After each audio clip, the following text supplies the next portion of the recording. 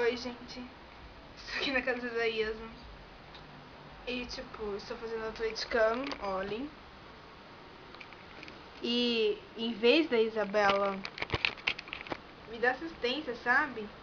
Falar comigo, me dar atenção. Fala, Grazi, vamos fazer atleticano junto. Grazi, vamos conversar.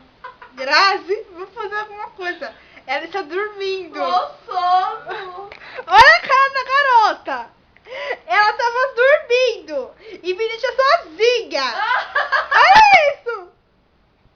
Não, gente, o sargento me acordou. A Cínica ainda fala, não, gente. Vocês estão vendo como a Isabela é?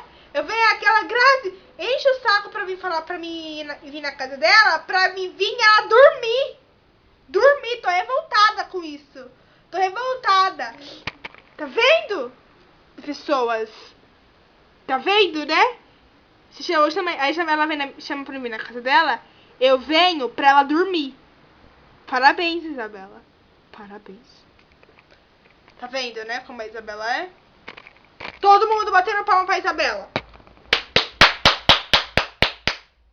Linda! Isabela! Continua dormindo! Continua! Agora o que mais, né? Tá com vergonha agora, né?